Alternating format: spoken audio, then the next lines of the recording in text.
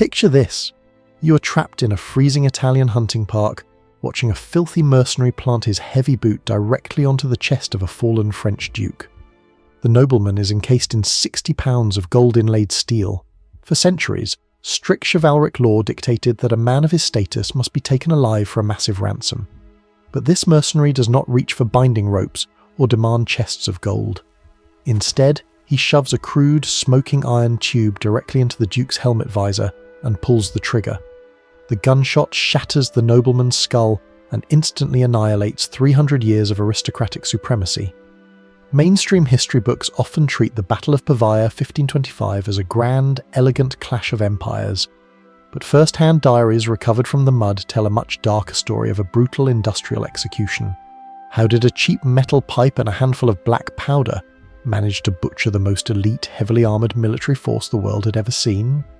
Before diving into these forgotten stories of survival and suffering, if you enjoy learning about the hidden truths of history, consider hitting that like button and subscribing for more content like this. And please comment below to let me know where you're listening from. I find it incredible that we're exploring these ancient stories together from different parts of the world, connected across time and space by our shared curiosity about the past. To comprehend why a starving foot soldier could suddenly execute royalty without hesitation, we must trace this bloodshed back to its architects. By the early 16th century, Europe was engulfed in a bitter, highly personal conflict known as the Habsburg-Valois Wars. This relentless geopolitical struggle turned the wealthy, culturally vibrant Italian peninsula into the world's most expensive slaughterhouse. On one side stood King Francis I of France. He was the ultimate Renaissance prince, dashing, dangerously arrogant, and fiercely obsessed with the romantic, outdated ideals of medieval chivalry. He craved the glory of charging at the head of his cavalry like a legendary hero. Opposing him was his bitter rival, Charles V, the Holy Roman Emperor. Charles was everything Francis was not: cold, calculating, and managing a global empire so massive that the sun never set on his borders. Charles had zero interest in shiny armour or honourable combat. He only cared about total victory. These two absolute monarchs threw hundreds of thousands of men into the meat grinder of northern Italy, transforming beautiful cities into burning ruins. For years, they played a deadly game of chess with human lives, spending fortunes to outmaneuver each other. Yet, as the brutal winter of 1524 froze the land, neither king realised their royal egos were about to accidentally trigger a military revolution. The ancient rules of combat were on the verge of being erased in a single morning. Men who had trained their entire lives to fight with lances and swords were about to face a mechanised terror they could not comprehend. The stage for this violent awakening was set outside a desperate, starving city, where desperation was about to invent modern warfare. By late October 1524, King Francis I had dragged a massive army of over 30,000 men across the Alps and directly to the walls of Pavia, a heavily fortified city holding the keys to northern Italy. Francis was supremely confident. He commanded the finest heavy cavalry in the world and carried a terrifying train of siege artillery. He fully expected the city to surrender within days, handing him a glorious, bloodless victory to add to his legend. But he made a catastrophic miscalculation. The garrison inside Pavia, commanded by a tough, battle-hardened Spanish veteran named Antonio de Leyva, refused to break. Leyva stripped the lead off the city's church roofs to cast bullets, melted down sacred chalices to pay his mercenaries, and dug his men in for a brutal fight to the death. What was supposed to be a quick, triumphant march for the French king suddenly ground to a horrifying halt. As the siege dragged into November and then December, the terrible reality of 16th century warfare began to reveal itself. The French army, though massive and incredibly well-armed, found itself trapped in a logistical nightmare. The winter of 1524 was exceptionally cruel. Freezing rain turned the camps into vast lakes of freezing mud. Supply lines broke down, and disease began ripping through the French ranks faster than enemy cannonballs. Noblemen who had ridden south dreaming of glory now found themselves shivering in flooded tents, their magnificent war horses dying of starvation in the mud. Dysentery and typhus stalked the trenches. Francis I, refusing to abandon his siege out of pure royal stubbornness, watched his invincible army slowly rot away outside the impenetrable walls of Pavia. But while the French were freezing to death outside the city, the situation for the imperial army racing to relieve Pavia was even more explosive. Commanded by the brilliant tactician Fernando d'Avalos, the Marquis of Pescara, this relief force was marching south through the freezing mud. Pescara had thousands of battle-hardened troops, including fearsome Spanish infantry and ruthless German mercenaries known as the Landsknechts. But Pescara had a terrifying problem of his own. He was completely out of money. The imperial treasury was empty. In this era, mercenary loyalty only lasted as long as their paychecks. The German Landsknechts, unpaid for months, were openly threatening mutiny. They were tired, hungry, and violently angry. Pescara knew that if he didn't give them a battle, and more importantly, a chance to loot a wealthy enemy camp, his own army would tear him apart before the French even had a chance to. This created a perfect storm of desperation. On one side, a starving, freezing French army trapped by the stubborn pride of their king. On the other, an imperial relief force marching toward them, driven not by patriotism, but by the sheer, desperate need for cash and plunder. As the two forces finally converged outside the walls of Pavia in early February, the tension was unbearable. A powder keg had been built in the freezing Italian mud, and it only needed one spark to blow the medieval world apart. By the night of February 23rd, 1525, the imperial army was completely out of time. The Marquis of Pescara knew that if the sun rose without a battle, his unpaid, starving mercenaries would turn their weapons on him. He needed a miracle, or he needed a massacre. He chose the latter. But launching a direct frontal assault against the massive French encampment was suicide. The French artillery would tear his men to pieces before they even crossed the mud. Instead, Pescara devised a plan so reckless, so dangerously unconventional, that it felt more like a midnight bank heist than a military maneuver. The French army had anchored their vast camp around the Mirabello, a sprawling walled royal hunting park. It was a massive tract of ancient woods and marshland, completely surrounded by a towering brick and stone wall. King Francis considered his flank perfectly secure behind this fortress-like barrier. He left it lightly guarded, assuming no army could possibly scale it without raising a massive alarm. Pescara decided he wasn't going to scale the wall. He was going to quietly tear it down while the French slept. As midnight approached, a thick, freezing fog rolled off the nearby rivers, swallowing the Italian countryside in absolute darkness. A heavy winter thunderstorm began to brew, and Pescara used the roaring thunder to mask his movements. He sent a specialized unit of Spanish engineers, armed with heavy iron pickaxes, crowbars, and battering rams, creeping through the freezing mud toward the northern wall of the hunting park. They muffled their equipment with rags. Every strike of steel against stone had to be perfectly timed with the crashing thunder above or the occasional boom of harassing cannon fire. For hours in the freezing rain, the sappers chipped away at the solid masonry. It was agonizing, nerve-wracking work. A single dropped iron bar, a single shout, or a sudden break in the storm could have alerted the French sentries, bringing thousands of heavy cavalry down upon the exposed engineers. But the French, huddled around their campfires trying to stay warm, heard absolutely nothing over the howling wind. Sometime in the early freezing hours of the morning, the heavy mortar finally gave way. With a suppressed rumble, a massive 60-foot section of the hunting park's wall collapsed into the mud. Pescara had his door. Like phantoms stepping out of the thick fog, thousands of ruthless Spanish infantrymen and heavily armed German mercenaries began pouring through the breach. They moved with terrifying silence, dragging their heavy matchlock firearms and long wooden pikes through the thick brush of the Royal Reserve. By the time the first pale light of dawn began to bleed through the fog on February 24th, an entire imperial army had slipped completely behind enemy lines. The trap was officially sprung and the French king was about to wake up to a nightmare. As the freezing sun finally began to rise on February 24th, 1525, the thick fog clinging to the Mirabello hunting park slowly began to burn away. The French sentries, shivering in the morning air, peered through the mist and realized their worst nightmare had come true. The enemy was not outside the walls, they were inside. Thousands of imperial soldiers were already fanning out across the muddy woods, marching directly toward the sleeping French camp. Panic ripped through the French lines. Trumpets blared, drums frantically beat to arms, and half-dressed soldiers scrambled to form ranks in the freezing mud. But the French army was a highly disciplined professional force, and they possessed the most terrifying weapon of the age, a massive, highly advanced artillery train. Before the Imperial infantry could organise a coordinated attack, the French master of artillery barked his orders.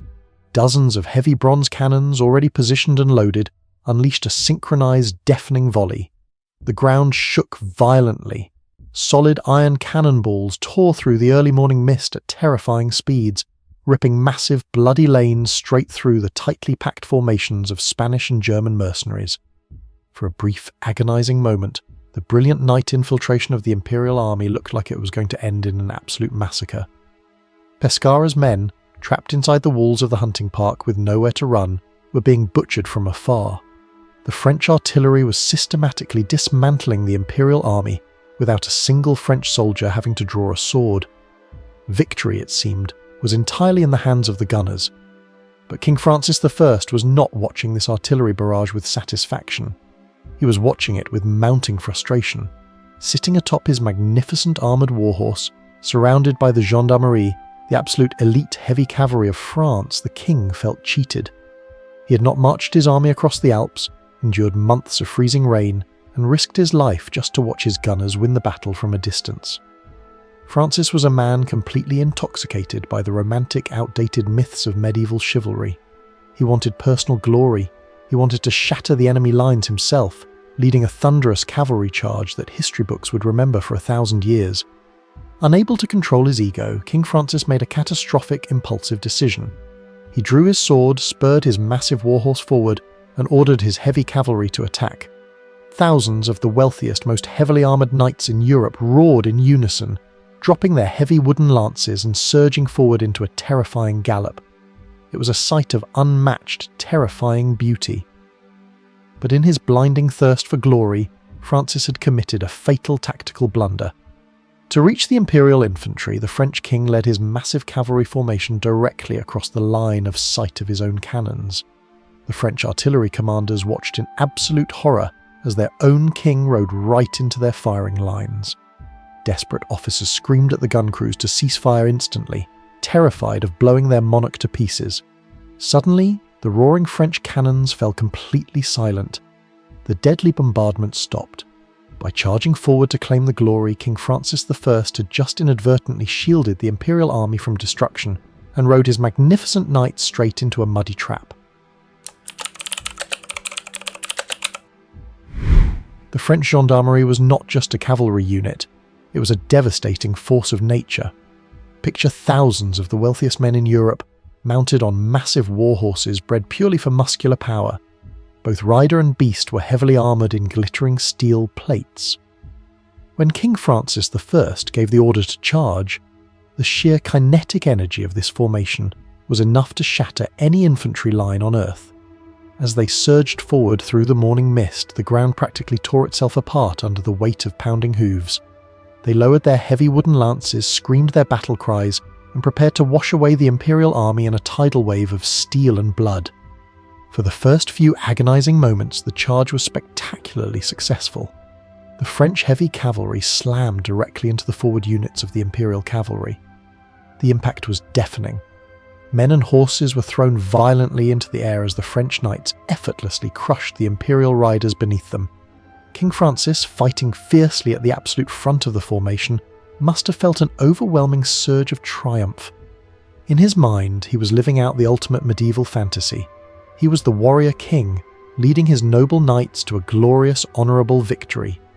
But the fantasy was about to collide violently with reality. The Mirabello hunting park was not a flat, manicured jousting ground. It was a wild, untamed nature reserve. It was densely packed with thick copses of trees, deep ravines, and tangled, thorny brush. Worse still, the freezing rain from the night before had turned the uneven ground into a deep, treacherous swamp. As the French knights pushed deeper into the park, furiously chasing the retreating Imperial cavalry, the train began to fight back. The massive warhorses, carrying hundreds of pounds of armour and weaponry, began to sink deep into the freezing mud. Their thunderous gallop slowed to a heavy, exhausting trot, and then finally to a desperate, agonising crawl. The invincible French gendarmerie had lost the one thing that made them deadly. they had lost their momentum. Suddenly, the majestic cavalry charge became a chaotic, tangled mess. Knights found themselves trapped in thickets, unable to maneuver their massive horses or swing their long weapons. They were completely bogged down, sinking deeper into the muck with every desperate struggle. The deafening roar of the charge faded into the terrifying sounds of thrashing horses and shouting, panicked men. And then, from the thick tree line surrounding the trapped knights, a new sound cut through the freezing morning air. It was not the noble clash of swords or the heroic blowing of trumpets. It was the sharp, mechanical clicking of burning matches being lowered into gunpowder pans. Thousands of Spanish infantrymen had quietly slipped into the woods, completely surrounding the paralysed French cavalry. The trap had closed, and the slaughter was about to begin. The clicking sound that echoed through the freezing woods of the Mirabello hunting park was the sound of a new era arriving. Hidden within the dense thickets and behind muddy embankments, thousands of Spanish infantrymen carefully lowered their smouldering slow matches into the priming pans of their crude firearms.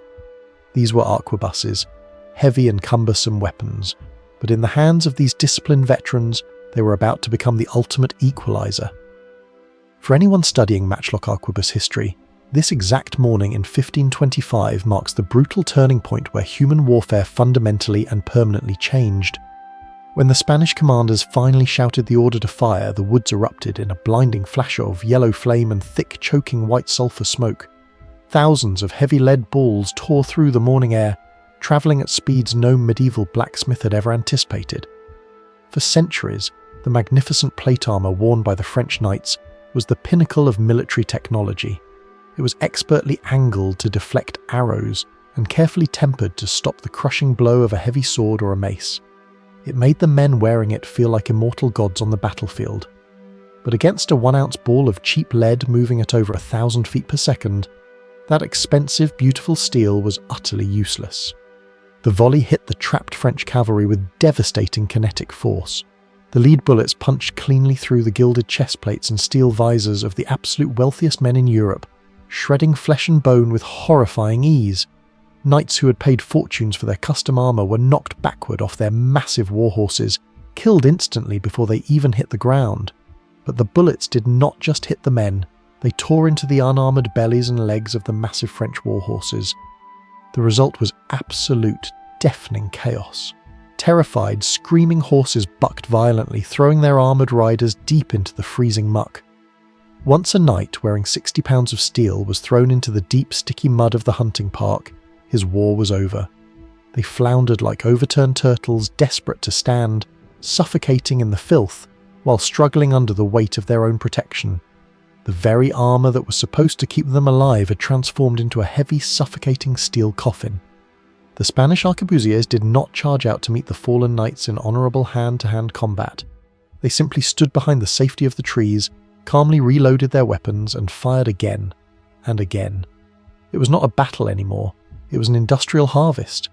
The French nobility, the proudest and most elite military class in the Western world, were being systematically slaughtered by starving, low-born mercenaries pulling levers on metal tubes. As the smoke thickened and the screams echoed through the trees, the grim reality set in. The age of the heavily armoured knight was dying right there in the Italian mud, violently replaced by the terrifying efficiency of gunpowder. The massacre of the French cavalry was not a random accident of terrain. It was the terrifying debut of a calculated mechanical system of warfare. The Spanish forces at Pavia were not just a mob of men with guns, they were organised into highly disciplined tactical units that would soon dominate European battlefields for the next century and a half. These formations were the early prototypes of what history would remember as the formidable Spanish Tercios. Their secret was a brutal tactical innovation commonly known as the pike and shot formation. It was designed with one cold mathematical purpose: to solve the fundamental weakness of early firearms. The early matchlock arquebus was a devastating weapon, but it was incredibly slow to reload. It took a skilled soldier nearly a full minute to measure the black powder, pack the lead ball, prime the pan, and adjust his burning match. During that long, vulnerable minute, a single cavalryman with a sword could easily run down a dozen defenceless shooters.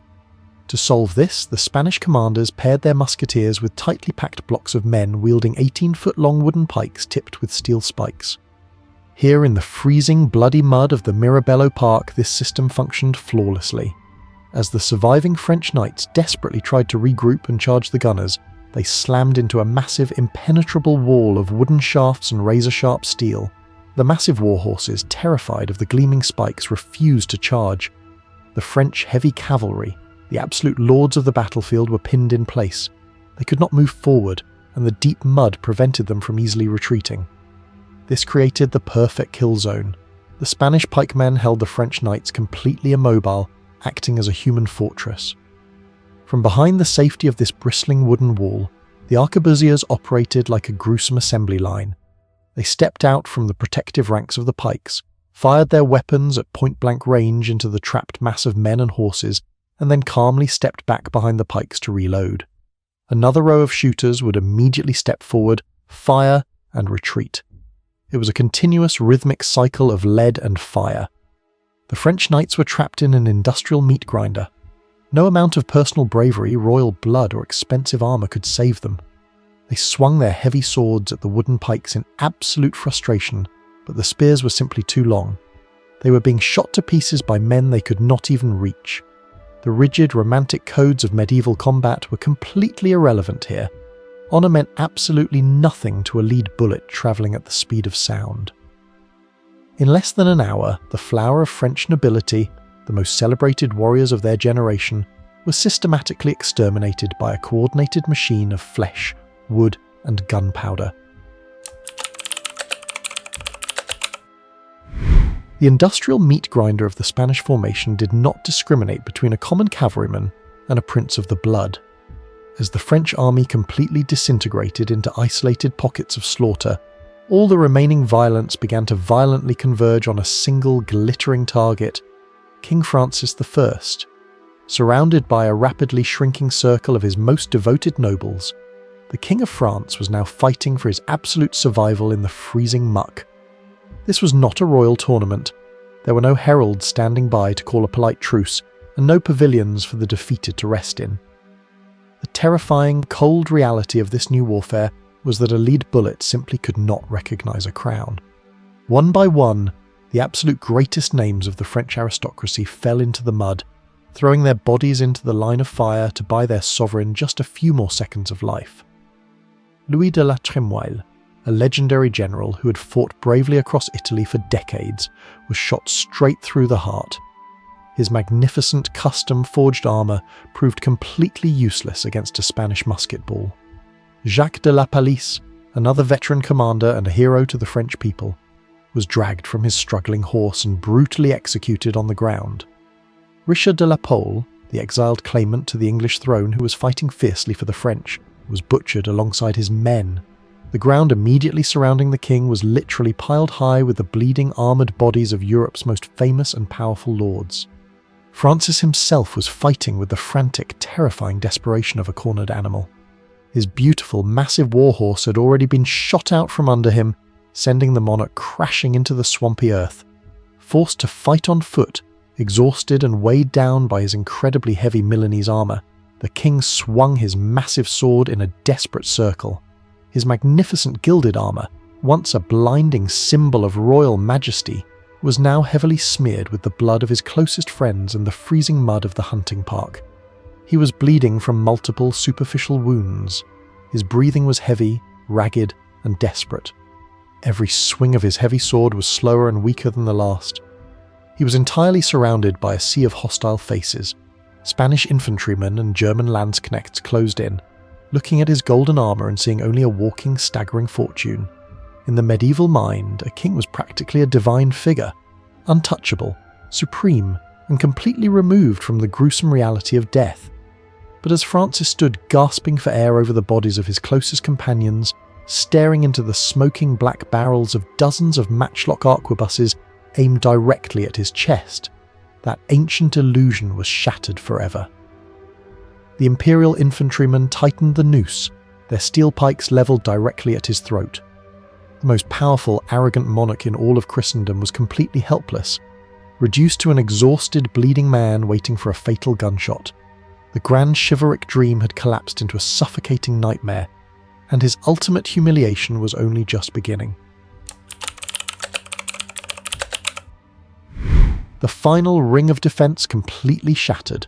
The last few French noblemen, fighting with broken weapons and desperate courage, were brutally gunned down or stabbed to death in the freezing muck. King Francis I stood entirely alone. He was bleeding from deep cuts on his face, his legs and his hands. He could barely breathe inside his crushing steel helmet, and his magnificent broadsword felt like a heavy anchor in his exhausted grip. The Imperial infantry, a terrifying mix of Spanish veterans and German mercenaries, finally surged forward and swallowed the isolated king in a tide of filthy, desperate bodies. But the gunfire suddenly stopped. The mercenaries did not execute him. Instead, what happened next was a scene of profound, agonizing humiliation that shattered the medieval illusion of royalty forever. To these starving, unpaid foot soldiers, Francis was not a divine monarch chosen by God. He was a walking, bleeding pile of cash. They fell upon him like starving wolves tearing at a carcass. Calloused, dirt-caked hands violently grabbed at his armour. They ripped the magnificent ostrich plumes from his helmet. They hacked at his gilded boots to steal his solid gold spurs. They tore the sacred diamond-encrusted collar of the Order of St. Michael directly from his neck. The King of France, a man who had marched into Italy dreaming of ancient chivalry and heroic glory, was pushed to his knees in the freezing mud, being physically dismantled by commoners. They fought each other over the silver plates of his armour, screaming and punching in the bloody dirt to claim a piece of the ultimate royal prize. Francis was entirely helpless. He was mere seconds away from being accidentally crushed or intentionally stabbed by a mercenary trying to pry off his protective helmet. Suddenly, the frantic mob was violently pushed apart. Imperial officers, recognizing the absolute catastrophe of letting the French king die in a petty brawl, rode their horses directly into the crowd, beating the mercenaries back with the flat of their heavy blades.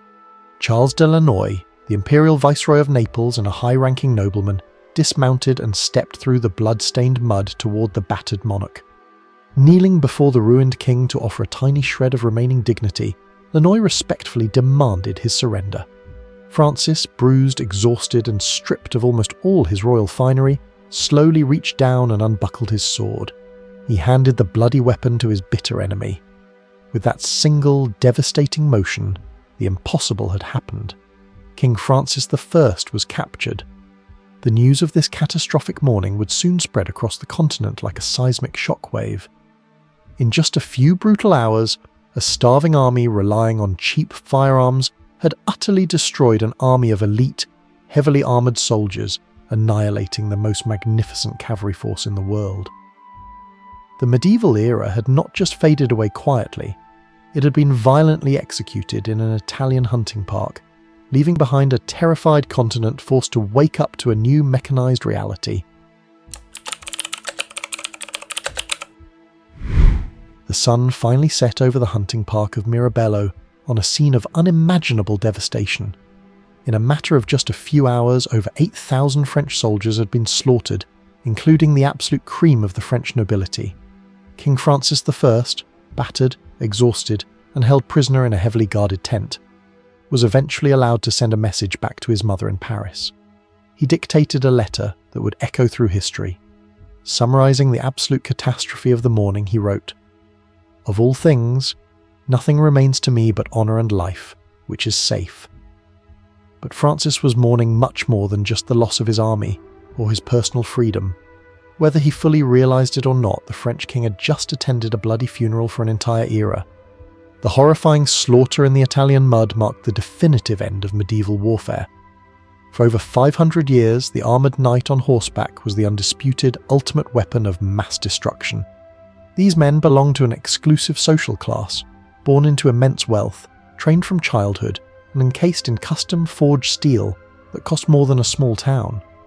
They were supposed to be completely invincible, but at Pavia, that centuries-old military hierarchy was violently overthrown by starving, low-born mercenaries wielding crude, mass-produced iron tubes. The matchlock firearm did not care about a man's noble bloodline, his expensive armour, or his romantic chivalric code. It only cared about physics. A tiny ball of cheap lead propelled by a handful of black powder had proven capable of shattering the most expensive elite military tradition on Earth.